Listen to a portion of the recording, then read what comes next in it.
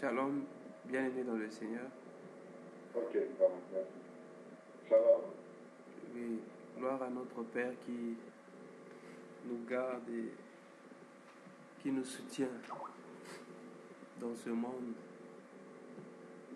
qui, plus on avance, plus le monde devient dangereux. Croyons que si l'Éternel permet que le monde soit plus dangereux, c'est afin que nous, les fils du royaume, que nous sachions que ce n'est pas notre maison ici, ce n'est pas notre place. Voilà pourquoi notre sécurité ne peut pas être bien aimée sur cette terre. Apparemment, actuellement, il n'y a plus d'endroit sûr sur la terre. Mais notre sûreté, c'est en Jésus-Christ. Voilà pourquoi, bien aimé dans le Seigneur, plus nous tendons vers la fin, il est demandé à tout chrétien de lever ses yeux. Je me rappelle du Seigneur Jésus-Christ, lorsqu'il parlait des temps de la fin, il dit, quand vous verrez ces choses arriver, levez vos têtes. Bien aimé, nous sommes au temps où nous devons lever nos têtes. Car si nous baissons nos têtes, bien aimés, nous allons tomber. Nous sommes au temps où nous devons marcher, bien aimés, sur les eaux comme Pierre. Car dans Apocalypse chapitre, je crois que c'est 17-15, la Bible dit, ou 15-17, les eaux que tu as vues, sur laquelle est assise la bête, cette femme, la Bible dit, ce sont des nations, des langues et des peuples. Nous sommes appelés à marcher sur le monde maintenant. Mais pour marcher, bien aimé, nous devons avoir nos yeux fixés sur Jésus-Christ. Car le Seigneur Jésus avait dit à Pierre de venir. Lorsque Pierre a vu le Seigneur Jésus marchant sur l'eau, il a dit, Seigneur, le Seigneur leur a dit, ne craignez pas, c'est moi. Mais Pierre a dit, si c'est toi, ordonne que je vienne. Oui, il a été ordonné par la parole créatrice. Cette parole qui a créé au commencement. Pierre est sorti de la barque et commença à marcher sur l'eau. Mais nous voyons que Pierre avait commencé, bien aimé, à s'enfoncer. Alors que c'est la parole qui a créé toute chose qui lui avait dit de venir. Bien aimé dans le Seigneur. C'est parce que Pierre avait regardé les vagues, il avait regardé l'eau. Pierre, si aussi longtemps qu'il avait ses yeux fixés sur le Seigneur, il marchait sur l'eau. C'est pourquoi, bien aimé dans le Seigneur, il est temps de marcher sur l'eau. Oui, les jours passés, nous avions essayé de parler de la grâce de Dieu comme la sagesse. Et aujourd'hui, nous allons parler un peu de ça. Ensuite, nous allons atterrir par la foi ou la puissance, parce qu'on dit que Étienne était rempli de grâce et de puissance, et il se faisait beaucoup de miracles par son nom, non pas par son nom, mais par ses mains, je vous l'ai dit. Alors aujourd'hui, nous allons prendre toujours le livre de Jacques pour terminer avec ce qui concerne la sagesse de Dieu. Dans Jacques chapitre 3, nous allons seulement prendre le verset 17. Jacques chapitre 3, le verset 17.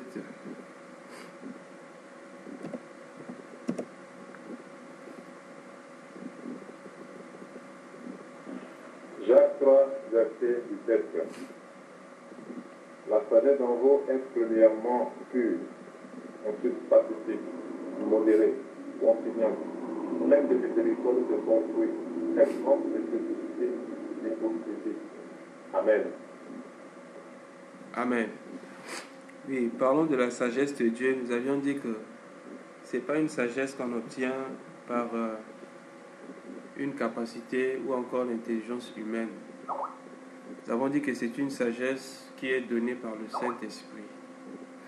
Donc pour recevoir cette sagesse, nous devons, bien aimé, être remplis du Saint-Esprit. Je crois qu'on va ajouter le frère là. Donc nous allons continuer. Nous étions en train de parler de la sagesse de Dieu. Dans Jacques chapitre 3, la Bible dit, premièrement, la sagesse de Dieu est pure. Et par rapport à la pureté, nous avions dit que la pureté, c'est la pureté du cœur. Et la Bible dit, heureux ceux qui ont le cœur pur, car ils verront Dieu. Donc celui qui a le cœur pur, il ne peut pas voir le mal quelque part. Mais lui, il voit Dieu partout. Même lorsque quelque chose ne va pas bien, il voit Dieu derrière ça. C'est très important. Ensuite, on a vu que la sagesse de Dieu est pacifique, c'est-à-dire porteuse de paix. La sagesse de Dieu est douce. Alors, par rapport à la douceur, nous allons voir un peu ça dans la vie de notre Seigneur Jésus-Christ. Parce que c'est lui qui était rempli de la sagesse de Dieu. Si nous pouvons prendre Matthieu chapitre 12, du verset 18 au verset 19. Ce passage, c'est un passage de l'Ancien Testament, mais qui parle du Seigneur Jésus-Christ. Matthieu 12, 18 à 19. Matthieu 12, 18 à 19. Voici mon serviteur que j'ai choisi, mon bien-aimé, en qui mon âme a pris plaisir. Je mettrai mon esprit sur lui, il annoncera la justice aux nations. Il ne contestera point, il ne criera point, personne n'entendra sa voix dans les rues. Amen. Amen. Je vais encore ajouter le verset 20. La Bible dit, il ne cassera pas le roseau abîmé et n'éteindra pas la mèche qui fume encore, jusqu'à ce qu'il ait fait triompher la justice. Alors, bien aimés, nous voyons ici la vie de notre Seigneur Jésus-Christ. Par rapport à la douceur, la Bible dit, voici mon serviteur que j'ai choisi, mon bien-aimé qui a toute mon approbation. Ça, c'est ma version Luc 21. Celui qui a toute mon approbation. Et la Bible dit, qu'est-ce qu'il fera? Je mettrai mon esprit sur lui et il annoncera la justice aux nations. Maintenant, parce qu'il a le Saint-Esprit, c'est-à-dire qu'il a reçu la grâce de Dieu, la sagesse de Dieu, la Bible dit, il ne contestera pas. Contester, bien aimé, parle des querelles. Celui qui a la sagesse de Dieu ne peut pas passer son temps, bien aimé, à se quereller. L'esprit des querelles a commencé depuis les temps des apôtres. Voilà pourquoi l'apôtre Paul, quand il écrit à Timothée, il dit à Timothée d'éviter les discours qui ne sont pas fertiles. Nous pouvons lire ça dans 2 Timothée chapitre 2, le verset 14. Et ensuite, nous allons lire aussi le verset 23. 2 Timothée 2, le verset 14 et le verset 22 à 23. 2 Timothée chapitre 2, verset 14, ensuite 22 à 23. 2 Timothée 2, 14. Faites ces choses en conjurant devant Dieu qu'on évite les disputes de mots qui ne servent qu'à la ruine de ceux qui écoutent. Verset 23. Puis les passions de la jeunesse et recherchent la justice, la foi, la charité, la paix.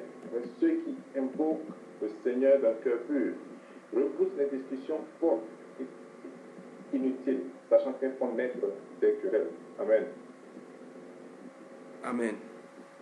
Donc voilà comment reconnaître celui qui a la sagesse de Dieu.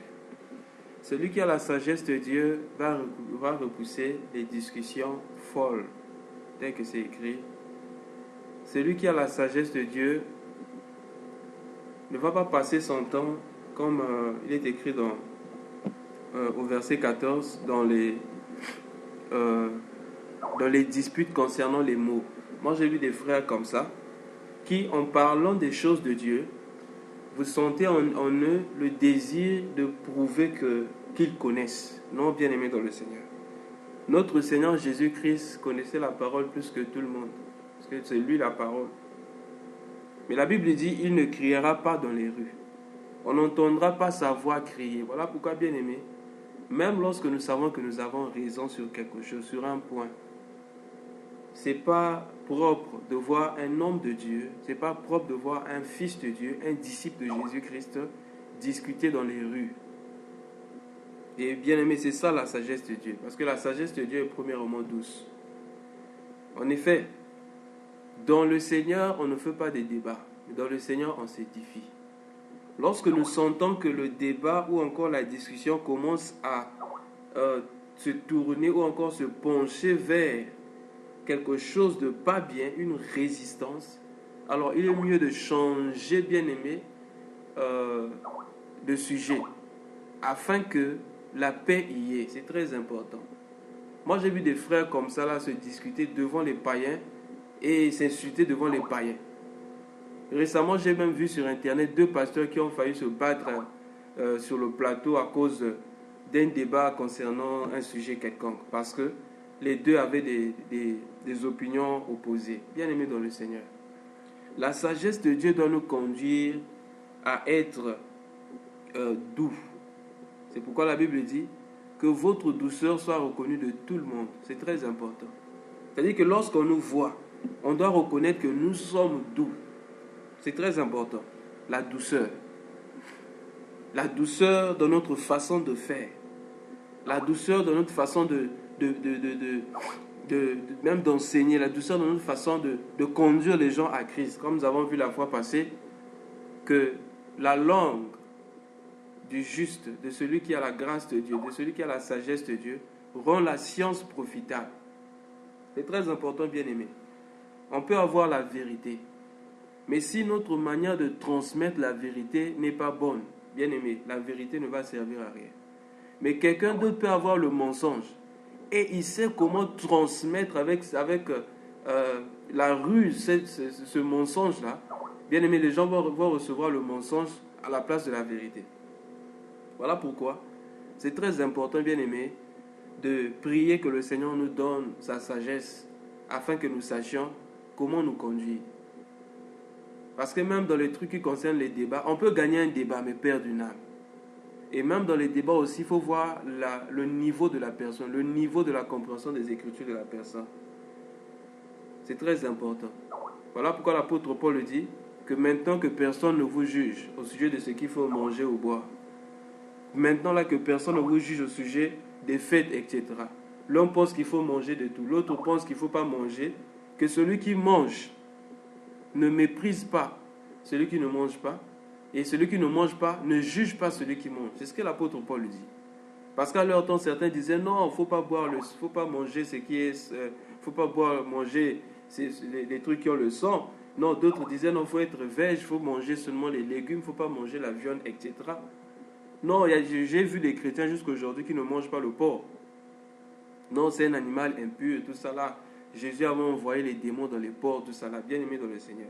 Est-ce que les porcs qui s'étaient engloutis dans l'eau là, ce sont les mêmes porcs qu'on voit au marché aujourd'hui? Donc il y a beaucoup de débats comme ça. C'est quelqu'un va dire non, moi j'aime célébrer la Noël, c'est la naissance de Jésus-Christ. Si sa compréhension n'est pas encore arrivée au point, parle-lui de la vérité. Mais si tu sens la résistance, ne continue pas. Ne continue pas. Essaye de reporter ça même pour un autre jour. C'est très important. Et c'est ça, bien aimé, la sagesse de Dieu. La Bible dit, il ne criera pas et personne n'entendra sa voix dans les rues. C'est ce que j'ai aimé au verset 20 de Matthieu 12. Il ne cassera pas le roseau abîmé. Donc le roseau qui est déjà tordu, il ne va pas encore casser le roseau. Et qu'est-ce qu'il va faire? La Bible dit, il n'éteindra pas la mèche qui fume encore. Je prends cela comme une vie chrétienne qui est déjà paralysée. Combien, nous, quelquefois, on voit déjà un frère presque paralysé. Un frère qui ne marche pas bien selon le Seigneur. Au lieu d'aider la personne à se rétablir, nous jetons encore les pierres sur la personne. Bien-aimé dans le Seigneur. On peut faire l'œuvre des pharisiens sans qu'on ne le sache. Nous nous rappelons du pharisien qui était allé prier avec le publicain. Pendant qu'ils étaient en train de prier, la Bible dit que le pharisien de l'autre côté, là où il était, il a commencé à prier d'abord en lui-même. Ce n'était pas une prière adressée à Dieu, mais c'était une prière de satisfaction personnelle. Il était en train de se glorifier par rapport à ses activités spirituelles. Mais pire encore, il va plus loin et dit, je ne suis pas comme ce publicain qui est là. Bien-aimé dans le Seigneur, faisons très attention. L'Esprit de Jésus-Christ ne brisera pas le roseau cassé. Voilà pourquoi lorsqu'on a emmené cette femme qui était attrapée en flagrant délit d'adultère, le Seigneur dit, je ne te condamne pas. Elle était déjà presque cassée. Elle est vide dans le péché. Elle est presque brisée. Les pharisiens voulaient encore la briser de plus belle. Jésus dit, non, moi je ne suis pas venu pour détruire. Je suis venu pour relever ceux qui sont dans le péché. Donc dans notre façon de faire, bien-aimé, on peut briser ceux qui sont déjà cassés. Moi j'ai vu des frères comme ça. C'est-à-dire ils donnent un sujet de prière, non pas parce que c'est un sujet de prière qui va aider les gens, mais c'est un sujet de prière qui donne un message. C'est-à-dire que c'est comme s'ils voulaient enseigner le frère qui est à côté. Ah, on va prier pour tel péché parce que... C'est-à-dire ce n'est pas un sujet qui vient du cœur, mais c'est un sujet adressé à quelqu'un. La Bible dit, si ton frère a péché, va voir ton frère. Aide-le à se relever. Parce que la Bible dit, vous qui êtes forts, vous devez soutenir ceux qui sont faibles. Je crois que c'est dans Romains chapitre 14, verset 1, je crois. Je crois que c'est Romains chapitre 14, verset 1. Romains chapitre 14. Je vérifie, je ne sais pas si c'est ça. Ou Romains 15, 1. Ok. Romains,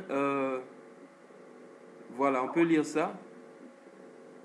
Romains 14, du verset 1 au verset 3, au verset 4. Romains 14, 1 à 4. Disons Romains 14, 1 à 4. Faites accueil à celui qui est ferme dans la foi. Ne discutez pas sur les autres opinions. Tel croit pouvoir manger de tout, tel autre qui est ferme ne mange que de légumes. Que celui qui mange ne méprise point celui qui ne mange pas. Et que celui qui ne mange pas ne juge point celui qui mange, car Dieu l'a accueilli. Qui es-tu, toi qui juges un serviteur de pluie, s'il se tient debout ou s'il tombe? Cela regarde son maître, mais il se tiendra debout, car le Seigneur a le pouvoir de l'affermir. Amen. Amen. Si on peut prendre aussi Romains chapitre 15, les 3 premiers versets, du verset 1 au verset 3, ça nous parle aussi dans ce sens. Romains 15. Nous qui sommes forts, nous devons supporter les faibles, ceux qui ne le sont pas, et ne pas nous complaire en nous-mêmes. Que chacun de nous complaise au prochain pour ce qui est bien en vue de l'édification. Car Christ ne s'est point complu en lui-même, mais selon qu'il est pris, les outrages de ceux qui t'insultent sont tombés sur moi. Amen. Voilà l'esprit de Christ. Nous qui sommes forts, nous qui pensons que nous sommes forts, je bénis le Seigneur pour ce que le bien-aimé Paul avait dit la fois passée. On pense qu'on est fort parce qu'on ne se regarde, on ne se juge pas bien. Si on se juge vraiment bien à la lumière des Écritures, on va parler comme l'apôtre Paul, qui disait, je suis le pire de tous les pécheurs. C'est très important. Nous qui sommes forts, nous avons le devoir de supporter les faiblesses de ceux qui ne le sont pas. Et de ne pas chercher à nous, de ne pas chercher ce qui nous plaît. Que chacun de nous cherche à plaire à son prochain pour son bien, en vue de le faire grandir dans la foi. J'aimais cette version. En effet, Christ n'a pas recherché ce qui lui plaisait. Si Christ avait recherché ce qui lui plaisait, bien aimé, nous, on ne serait même pas sauvés. Parce que tous on était bien aimés déséquilibrés. Mais c'est lorsque la Bible explique ici que les châtiments qui nous donnent la paix est tombé sur lui. Il a accepté, bien aimé, de descendre plus bas afin de nous prendre pour nous remonter plus haut. Si nous restons seulement là-bas, c'est-à-dire que nous sommes là-bas au ciel, on ne veut pas descendre plus bas, bien aimé. Ce n'est pas l'amour. L'amour consiste à descendre au niveau de celui qui ne comprend pas. L'aider à remonter là où tu es. Ce qui nous arrive souvent, c'est quoi? C'est que nous voulons que ce que nous avons compris pendant peut-être des années, pendant 5 ans, que ceux à qui nous parlons de ces choses comprennent ces choses en 2 jours ou en 1 semaine. Ce n'est pas normal. Nous, pour comprendre cela, bien aimé, il nous a fallu des années. Mais pourquoi est-ce qu'on veut que ce que nous on a compris en 10 ans, les autres le comprennent en 2 mois? Bien-aimés dans le Seigneur, c'est pas ça l'esprit de Christ. La Bible dit, il ne brisera pas le roseau cassé. Et la lampe qui est en train de s'éteindre déjà, il ne va pas l'aider à s'éteindre. Mais il va aider cette lampe, le peu, c'est-à-dire ce peu de lumière qui est là. C'est ce qui est écrit ici. Il ne cassera pas le roseau abîmé. Il n'éteindra pas la mèche qui fume encore. Il va aider à ce que la mèche prenne encore le feu. Faisons très attention. La Bible dit, les scandales arriveront. Mais malheur à celui qui causera le scandale, à l'un de mes petits qui croit déjà en moi. Faisons très attention, bien-aimés dans le Seigneur. Ne soyons pas comme des pharisiens. Comme ce pharisien-là qui était dans le temple, qui a commencé à parler de publicain qui était là à côté. Parce que lui, il se disait déjà au ciel. Mais il a oublié que son péché était plus grave. Vous savez, bien aimé, quand on connaît son péché, c'est facile de s'en débarrasser. Mais le péché de l'orgueil, c'est un péché très grave. Il ne savait pas qu'il était orgueilleux spirituellement. Et c'est un péché qui rentre facilement, bien aimé, dans nos vies, sans qu'on ne le sache. Du moment où, dès qu'on commence à se plaire en nous-mêmes, nous avons la vérité. Nous avons ce qu'il faut. C'est un peu ce qui est écrit dans Romains chapitre 14 ici. Non, Romains chapitre 15, le verset 2, que chacun de nous cherche à plaire à son prochain. Non, verset 1, nous qui sommes forts, nous avons le devoir de supporter les faiblesses de ceux qui ne le sont pas, et de ne pas chercher ce qui nous plaît. C'est très important, bien-aimé dans le Seigneur. Donc voilà la sagesse de Dieu. Paul a dit à Timothée, évite les discussions folles, ça n'emmène à rien, ça n'emmène qu'à des querelles. Et un serviteur de Dieu ne doit pas être un homme qui se querelle n'importe comment. Comment est-ce que, en tout cas, les médias sont venus pour aider les gens à exprimer, bien aimé, leur cœur mauvais. Les gens se frappent même, les hommes de Dieu, les enfants de Dieu se frappent sur Internet. Ils publient quelque chose sur Internet seulement pour donner un message à quelqu'un. Bien aimé dans le Seigneur, ne mélangeons pas Dieu avec l'esprit du mal. En Dieu, il n'y a pas de mal. At least, donnons le message, mais n'ajoutons pas un verset biblique dans ces histoires-là. Moi, j'ai vu des gens comme ça. C'est-à-dire, il met quelque chose, il parle de quelque chose, il met un passage, il met quelque chose dans le but d'adresser un message à quelqu'un là-bas. Oh, bien-aimé dans le Seigneur, faisons très attention. Comme je disais la fois passée, d'autres personnes veulent montrer, par exemple, leurs habits sur Internet, l'habit qu'ils viennent d'acheter ou la chaussure, le sac, etc. Il met un verset, il écrit, voilà, et c'est devenu fréquent. Moi, je ne sais pas d'où vient cet esprit-là. Before the church, after the church, après l'église, avant l'église, un peu de relax après l'église. Le problème, ce n'est pas un peu de relax après l'église ou encore le verset qui dit tout ce qui respire lui l'Éternel. Non, le problème, c'est l'habit qu'il a porté là. Il veut montrer que lui, il a acheté un nouvel habit. Bien aimé dans le Seigneur. Un homme de Dieu ne doit pas être un homme de querelle. Mais un homme de Dieu doit être un homme sage. Nous rentrons directement à la puissance par rapport à Étienne. Bien aimé, c'était quoi le secret de la puissance d'Étienne?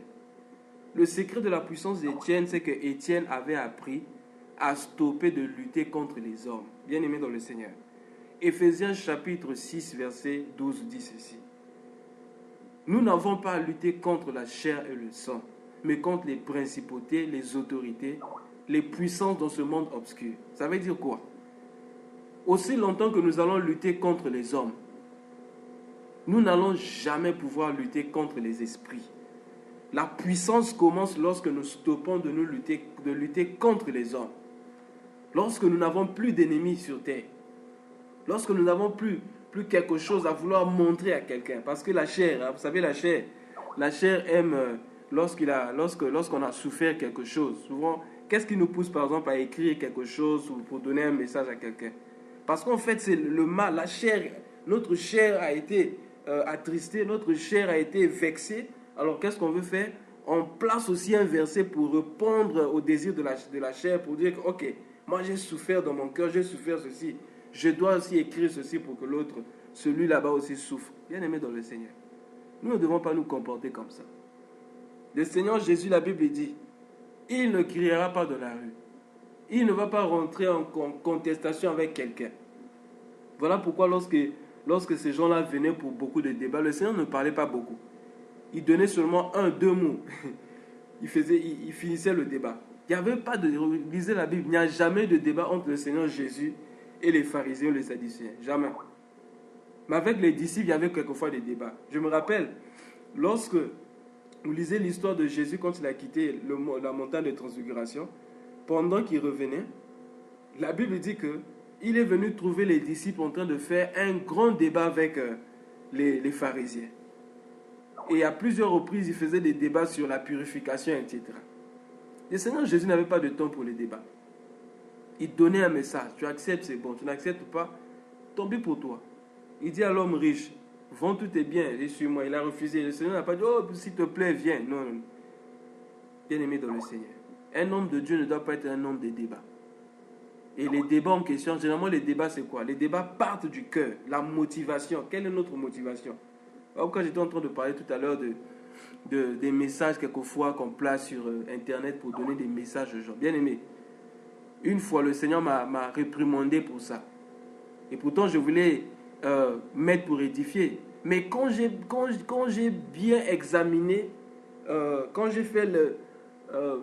je me suis examiné, bien aimé, j'ai compris que ce n'était pas un message pour édifier, c'était un message pour, en quelque sorte, condamner quelqu'un. La Bible dit, lui n'est pas venu pour condamner les hommes, mais il est venu pour sauver les hommes. Voilà pourquoi. Si nous voulons être forts spirituellement, la grâce de Dieu fonctionnait en nous comme dans la vie d'Étienne. Ce que nous devons faire, c'est que nous devons cesser de combattre contre les hommes. Cesser carrément de combattre contre les hommes. Comment je sais que Étienne avait cessé de combattre contre les hommes? Bien aimé, après l'avoir lapidé, Étienne a prié pour ces gens. Comme le Seigneur Jésus avait prié à la croix. Père, pardonne-leur, car ils ne savent pas ce qu'ils font. Exactement la même prière. Pourquoi? Parce que Étienne avait cessé de combattre contre les hommes. Il ne voyait plus les hommes. Il a compris que ce n'était pas de leur volonté, ce n'était pas par eux-mêmes qu'ils faisaient ça. Souvent, nous avons du mal à pardonner, nous avons du mal à surmonter les fautes, les faiblesses des gens parce que nous regardons aux hommes, nous ne regardons pas à Dieu. Étienne avait vu le Seigneur assis à la droite du Père. Bien aimé, quand nous voyons le Seigneur assis à la droite du Père, nous cessons de combattre contre les hommes. Parce que nous sommes assis avec lui dans les airs. Nous combattons dans une dimension céleste. Nous cessons de combattre sur la terre. Voilà pourquoi nous sommes dominés par la dépression. Nous sommes dominés par beaucoup des esprits qui manipulent les gens, la puissance de l'air. Parce que nous sommes encore au niveau terrestre. Bien-aimés dans le Seigneur. Voilà pourquoi nous sommes confrontés à beaucoup d'obstacles. Il est difficile d'avancer parce que nous voulons seulement être terrestres. Nous voulons être par terre. Quand on est dans l'avion, bien aimé dans le Seigneur, on peut croiser les montagnes. Mais c'est différent de celui qui marche à pied. Celui qui vient à pied, il va bien aimé grimper la montagne. Celui qui vient à pied, il doit peut-être monter sur l'arbre. Quand il croise la mer, il doit nager, c'est difficile.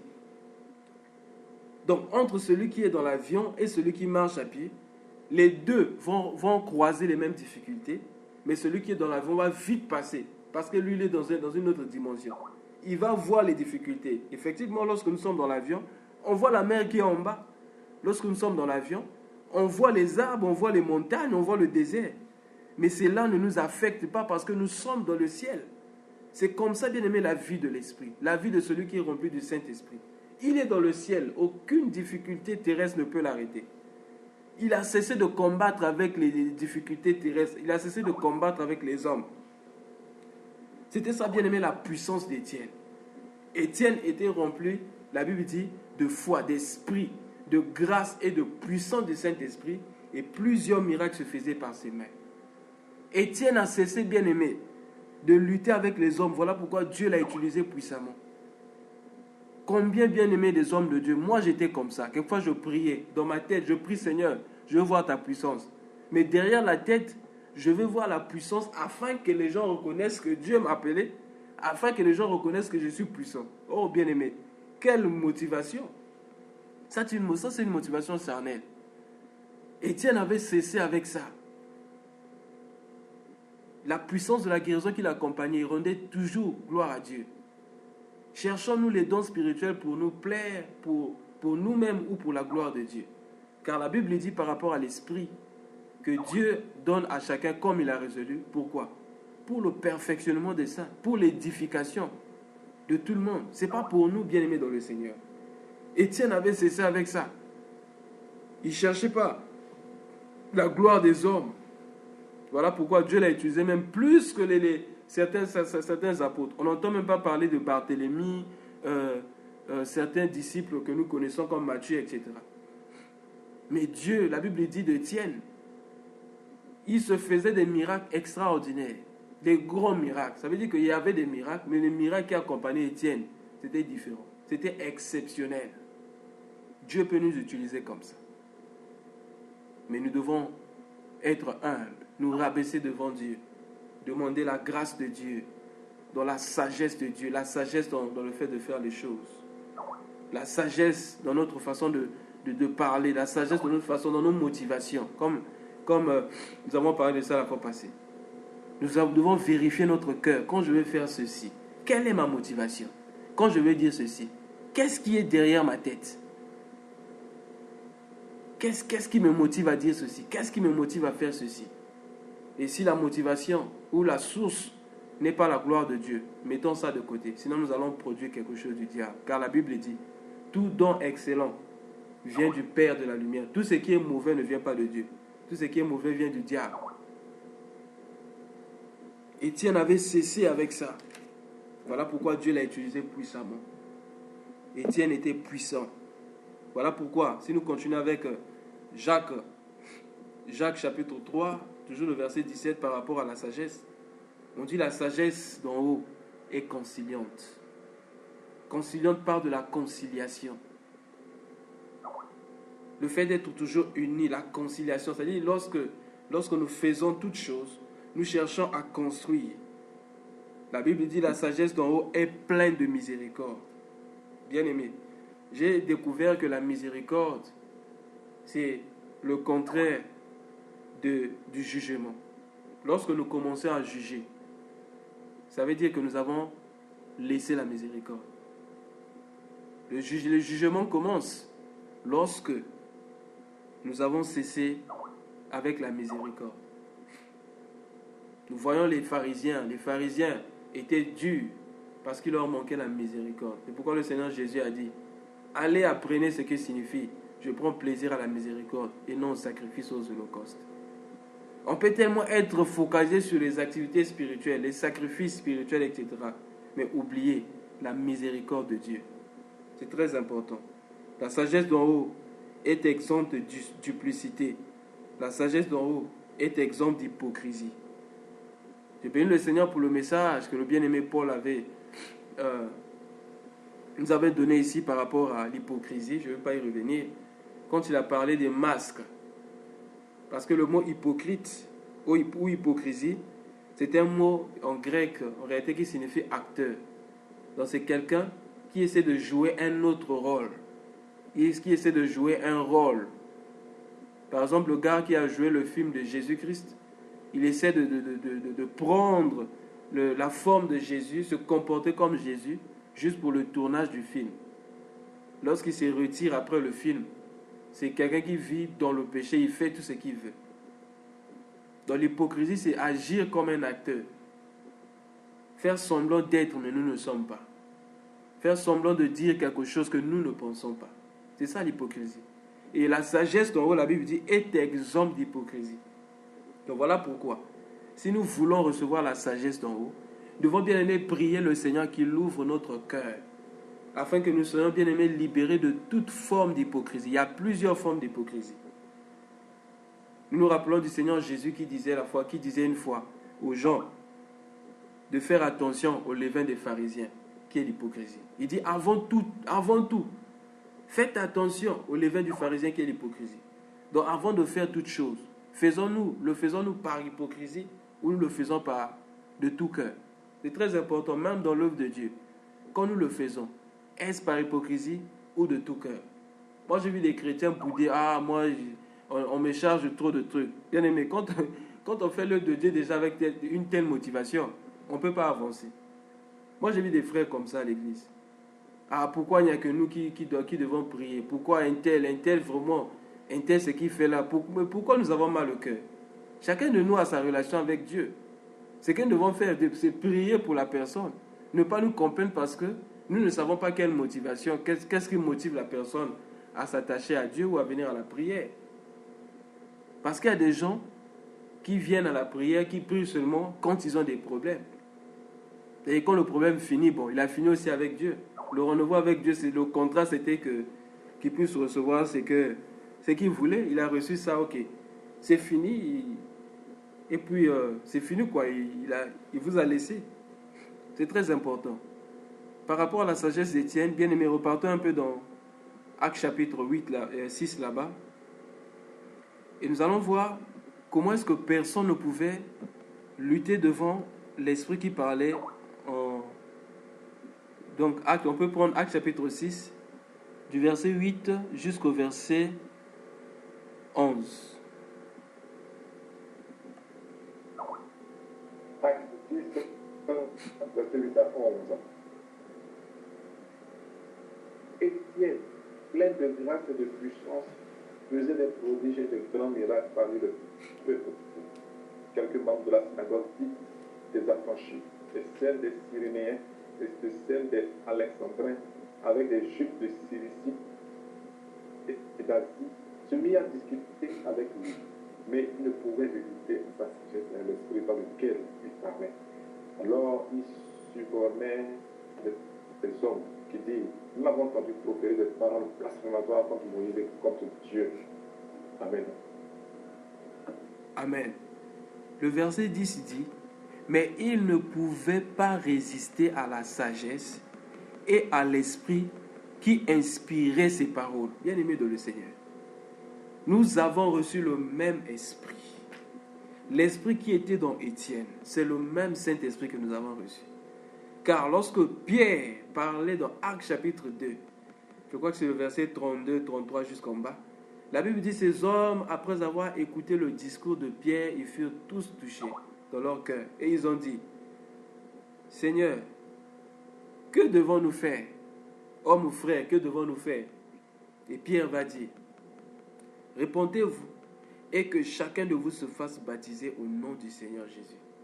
Et vous allez recevoir le don du Saint-Esprit. Il dit: la promesse est pour vous, pour vos enfants et pour tous ceux qui sont au loin. Pour eux là, c'est Israël et les enfants d'Israël. Ceux qui sont au loin là, bien aimés, c'est nous. La Bible dit: il est doux et agréable pour les frères de demeurer ensemble. Car c'est là que l'Éternel déverse sa bénédiction en abondance. C'est comme l'huile qui descend sur la tête d'Aaron et qui descend sur le bord de ses vêtements. Bien-aimés dans le Seigneur, cette même huile qui était descendue sur la tête d'Aaron, c'est cette même huile qui descend sur le bord de ses vêtements. Nous avons reçu le même Saint-Esprit. Pas une portion de l'Esprit, mais tout l'Esprit de Dieu. Parce que l'Esprit, c'est Dieu lui-même. Et nous pouvons manifester les mêmes choses. De telle sorte que les gens soient incapables de résister devant l'Esprit par lequel nous parlons. Mais pour entrer dans cette dimension, nous devons cesser avec ce qui est terrestre. Cesser avec la terre, cesser de combattre avec la terre. Entrer dans les choses spirituelles. Demandez ça, bien aimé. Est-ce que nous languissons après ça? Est-ce que c'est le sujet vraiment de notre cœur? Bien, Père, je veux ça. Est-ce que nous ne pouvons pas aller vers Dieu comme Jacob? Si tu ne me bénis pas, je ne te laisserai pas partir. Si tu ne me donnes pas cette sagesse, je ne te laisserai pas partir. Parce que sur cette terre, je dois te représenter. L'apôtre Paul dit: celui qui m'a vu a vu le Seigneur. Allons vers le Seigneur avec la foi, parce que son désir est que nous puissions recevoir la même chose. Que nous puissions fonctionner, bien aimés, dans la même dimension qu'Étienne, qui était capable de prier pour ses ennemis. Père, pardonne-leur, car ils ne savent pas ce qu'ils font. Bien aimé, c'est difficile. Je ne dirais même pas c'est difficile, c'est impossible. Avec notre esprit, avec notre chair. Parce que la chair aime remettre le mal par le mal. Mais c'est le Saint-Esprit qui nous donne la capacité, bien aimé dans le Seigneur, de pardonner nos ennemis et de prier pour eux. Mais dans toute chose, il y a un début. dans toute chose, il y a un exercice qu'il faut faire. Nous devons commencer à nous exercer, bien aimés, à ça. Prier pour nos ennemis, prier pour ceux qui nous persécutent. Prier pour demander l'amour de Dieu. Oh, Dieu n'a pas de haine dans son cœur. Voilà pourquoi il ne peut qu'aimer ses ennemis. Mais s'il y a quelque haine dans notre cœur, c'est là que c'est difficile pour nous d'aimer nos ennemis. Comment reconnaître que nous n'aimons pas une personne? Quand quelque chose de bien arrive à une personne, comment nous nous sentons? Est-ce que c'est une joie profonde dans notre cœur? Ou bien nous avons dans notre cœur quelque chose de pas bien? Ou quand le mal arrive à une personne, est-ce que nous nous réjouissons? C'est la preuve que nous n'aimons pas la personne. C'est très important, bien aimé, de faire l'auto-jugement.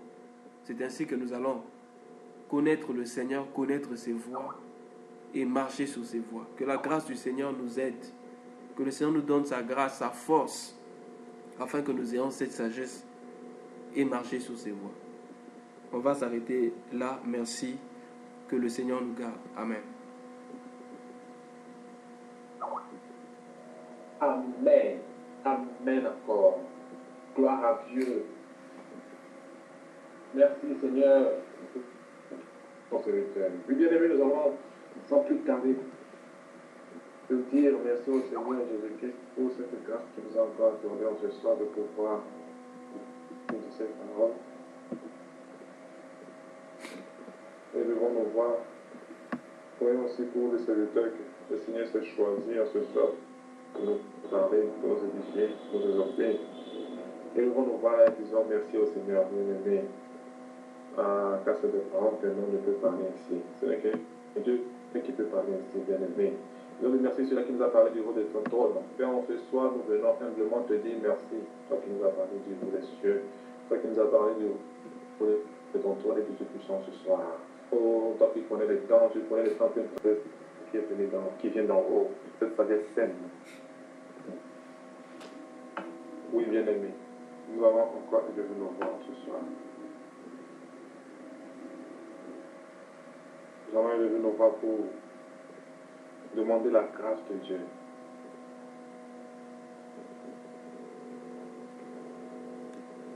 Dans nos vies. Demander la grâce de Dieu pour cette sagesse-là. Car c'est cette sagesse que nous devons aspirer. Alléluia. C'est à cette sagesse que nous devons aspirer, bien-aimés. Une sagesse qui est pure. Pure, pure.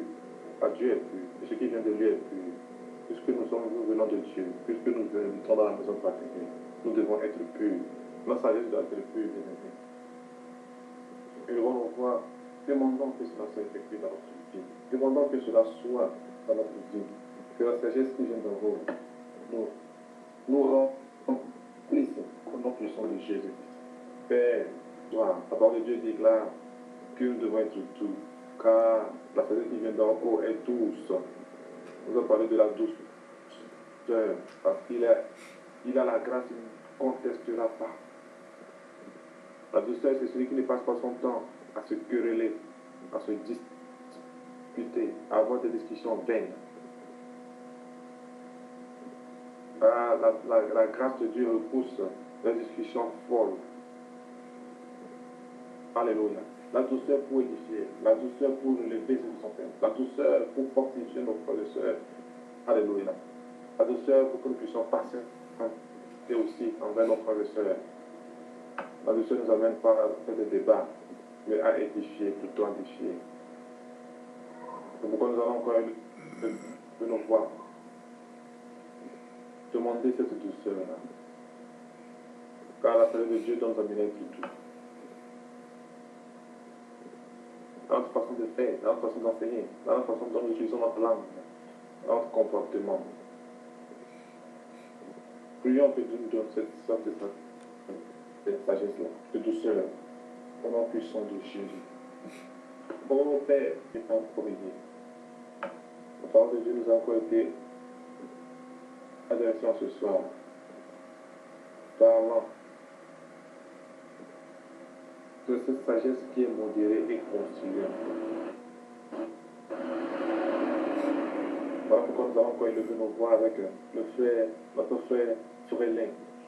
Je vais demander que Dieu nous accorde cette grâce d'être modéré et surtout conciliante. Nous prions avec le Père Frélin. Oui, Seigneur, merci encore pour ce message. Oh, gloire à toi, Seigneur. Toi qui connais nos cœurs et qui prépare tout en avance. Seigneur, moi je crois que rien n'est fait au hasard. Seigneur, ce n'est pas le hasard que tu as voulu que nous trois nous nous rassemblons ici. Nous quatre nous rassemblons ce groupe, que tu nous passes ce genre de message. C'est parce que tu es capable de nous aider. Si du moins nous avons confiance en toi. Seigneur, moi je crois que tu es capable de m'aider. Je crois que tu es capable de nous aider. Car ce sont les choses, Seigneur, qui sont souvent vues en nous. Les choses qui marchent avec nous, sans pour autant nous les détectons. Mais toi qui connais, Seigneur, tu les as détectés. Bon, voilà pourquoi, Seigneur, je te prie de nous aider. Aide-nous, Seigneur, à marcher, à avoir un esprit de douceur. Seigneur, tu as dit, lorsqu'il faut répondre les autres, il faut le répondre avec amour. Seigneur, que nous soyons prêts, pas pressés d'inculquer cela dans leur cœur, mais être patient, oh Seigneur, avec tout ceux d'apprendre à ceux qui ne connaissent pas. Seigneur, tu te sers de nous pour réconcilier tes enfants. Tu as mis en nous un message de réconciliation. Seigneur, à cause de notre façon de faire, même la vérité ne peut être pas reçue, la vérité peut être rejetée. Seigneur, donne-nous la manière de enseigner, la manière de répondre, la manière d'édifier et la manière, Seigneur, d'avertir les gens. Enseigne-nous, Seigneur, parce que tu nous as choisis et tu veux, Seigneur, qu'à travers nous, nous puissions réconcilier le monde. Nous puissions réconcilier tous ceux qui veulent venir à toi. Seigneur, enseigne-nous. Nous ne sommes pas capables, Seigneur, de faire si ce n'est pas toi qui nous enseigne. Je t'en prie, Seigneur, de nous aider. Aide-nous, Seigneur, à parfaire ta volonté. Aide-nous, Seigneur, à accomplir ce que tu as voulu que nous fassions. Aide-nous, Seigneur, à aller accomplir ta mission. Merci, Seigneur, je t'en prie. Par ton esprit,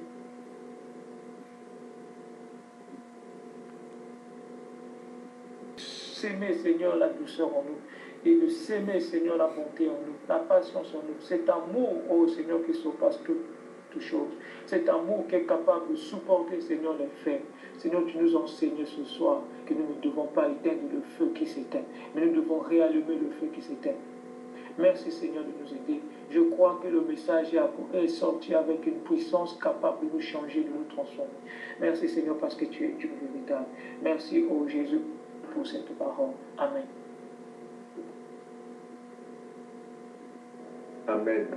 Nous bien-aimés, ce soir, l'Éternel nous a parlé de la puissance avec elle. Le secret de la puissance avec elle, c'est qu'il a cessé de lutter contre les hommes. Comme le fois, nous ne luttons pas contre les hommes. La parole de Dieu nous appelle à lutter contre les esprits, les principautés et les maladies. Aujourd'hui, plein de messages nous amènent à envoyer le feu sur nos ennemis, à envoyer le feu sur ces personnes. La parole de Dieu déclare, mais moi je vous dis, aimez vos ennemis, priez pour vos ennemis. Si vous font du mal, faites-leur du bien. Oh, c'est en cela que nous appelle. Nous ne devons pas lutter contre la chair. Nous ne devons pas lutter contre les hommes. C'est ainsi le secret de la puissance chrétienne. Bien aimé, nous allons encore élever nos voix. Que Dieu nous amène à cesser de nous combattre, de nous battre contre les hommes. Amen au nom puissant de Jésus. Prions. Frère, sujet de prière, s'il vous plaît. Que Dieu fasse porter la parole de ce soir chère en nous. Oh, la parole de Dieu déclare dans vos même. Lis-les à ton cours, les paroles de Dieu. Lis-les à ton cours, les enseignements de Dieu. Lis-les à ton cours. Écris-les sur la table de ton cœur. Prions ce que cette parole que nous avons reçue ce soir fasse un avec nous, soit attaché en nous, au nom puissant de Jésus. Priez s'il vous plaît. Ajoute s'il vous plaît, par rapport à la parole que nous avons reçue ce soir. Merci de nous bénéficier.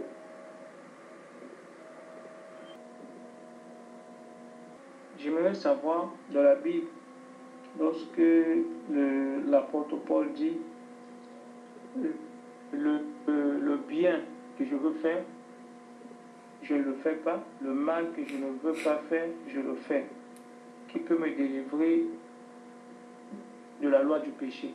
De qui le frère Paul ici est en train de parler? Est-ce que ici l'apôtre Paul parle de lui-même ou bien d'une autre personne? Ici, c'est de lui-même qu'il parle. À quel moment l'apôtre Paul faisait ces choses-là? C'est lorsqu'il s'est converti ou bien avant d'être converti? Voilà ma question. Merci beaucoup, J. Frélin, pour l'idée pour la question très édifiante. Gloire à Dieu. We look forward pour répondre à votre question.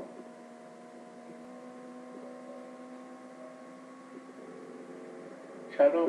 C'est dans Romains 7, parce que verset 14, nous savons en effet que la loi est spirituelle. Mais moi, je suis charnel conduit au péché. Quand je ne sais pas ce que je fais, je me fais comprendre ce que je veux et je fais ce que je hais. Or, si je fais ce que je ne veux pas, je reconnais par là que la loi est bonne. Et maintenant, ce n'est plus moi qui le fais, mais c'est le péché qui habite en moi. Ce qui est bon, je le sais. N'habite pas en moi, n'habite dans ma chair. J'ai la volonté, mais non le pouvoir de faire le bien. Car je ne fais pas le bien que je veux et je fais le mal que je ne veux pas. Et si je fais ce que je ne veux pas, ce n'est plus moi qui le fais. C'est le péché qui habite en moi. Je trouve donc en moi cette loi que je veux faire le bien, le mal est attaché à moi. Le frère Paul était en train d'expliquer quelque chose de très important que nous devons savoir, que nous devons comprendre. Il est en train de mettre l'accent, ou bien de mettre l'accent sur deux lois qui existent. Une loi, la loi du péché et la loi du péché et la loi de l'esprit de vie. La loi de l'esprit de vie qui est en Jésus-Christ. La loi du péché qui est la mort. Et il était en train de mettre véritablement cette lumière sur cela parce que c'était important que nous puissions savoir parce que bon nombre de nous luttons constamment contre beaucoup de choses dans nos vies. Nous voulons cesser de faire le péché.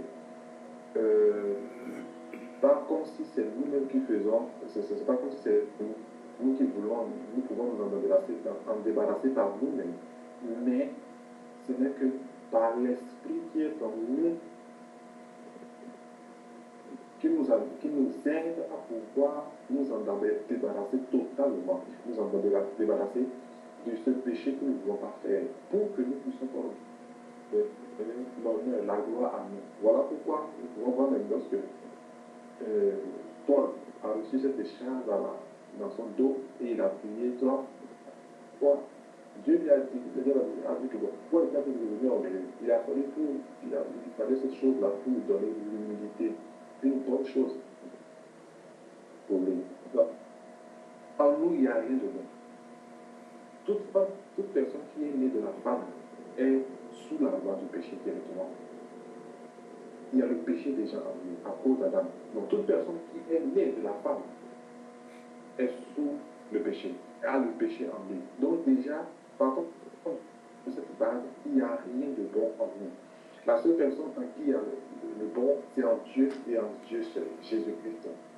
Donc, pour que nous puissions faire du bien, pour que nous puissions faire le bon, il faut que l'esprit de la vie de Jésus-Christ nous affranchisse totalement du péché. Tendons vers la perfection pour que nous puissions commencer totalement à ne pas faire le péché. Sinon, nous-mêmes comme ça, nous ne pourrons pas faire du bien. Parce qu'en nous, il n'y a pas de bien. En nous, c'est le mal. Voilà, tu peux voir même, une personne peut-être spirituelle même, ressent toujours des grains de, je sais pas, de plusieurs choses. Et lorsque la personne se sent que, c'est par la prière, lorsque la personne sent qu'il y a toujours ces choses en elle, et écoute directement par la prière, pour toujours avoir recours à Dieu. Sans Dieu, nous ne pouvons rien. Nous ne pouvons rien. Ok. Ici, c'est une lettre que Paul a écrite aux gens de Romains. Et s'il s'adresse en jeu, ce qui veut dire que, moi je pense, ce qui veut dire qu'il est en train de prendre son exemple à lui pour pouvoir parler aux Romains, pouvoir dire aux Romains ce qui se passe.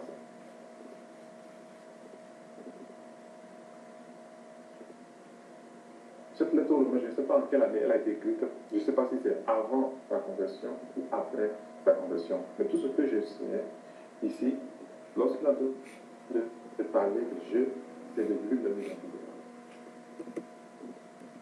Amen. Voilà mon rapport que je peux mener pour la réponse. Alors, le frère qui nous dit que c'est après sa conversion.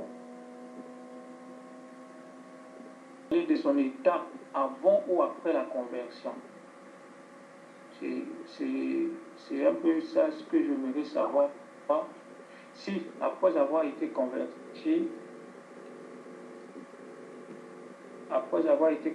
ici, il vivait toujours, il était encore sous la loi du péché, ou bien il vivait encore la loi du péché en lui. Donc c'est un peu ça. Oui, si c'est après sa conversion, lorsqu'il veut dire qu'il y avait quelque chose toujours en lui. Puisque peut-être a été écrit après sa conversion, ce qui veut dire que le jeu, c'est lui pour la chair. Oui, voilà. Le frère Paul l'a expliqué ici. Je pense que le jeu ici, c'est le moi. Moi, je suis charnel. Pas sa personne, car Paul est un homme spirituel, je sais. Tous. Mais le jeu, c'est le moi. L'apôtre Paul a bronché même après sa conversion.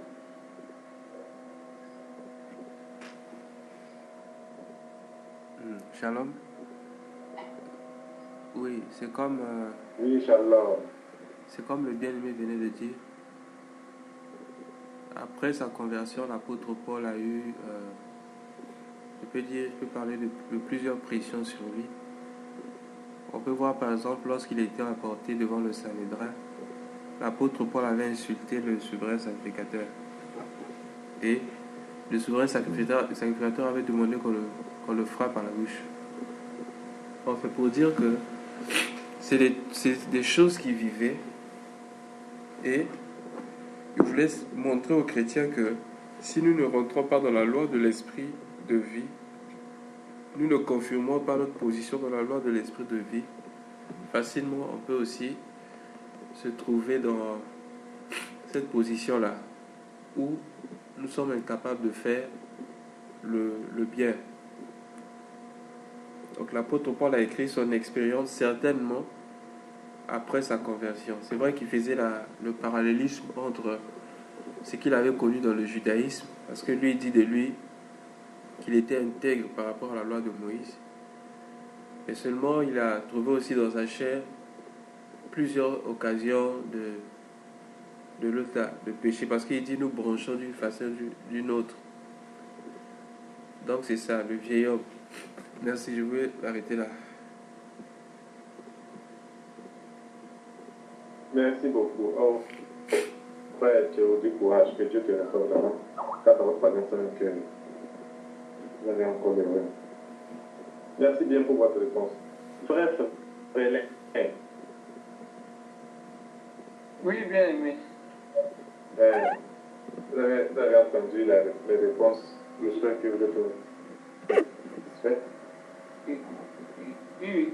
Une autre question? Merci. Non. Ah, ok, d'accord. Merci beaucoup, frère, pour votre question. Très édifiante. Nous devons marcher par rapport à la loi de l'esprit de vie.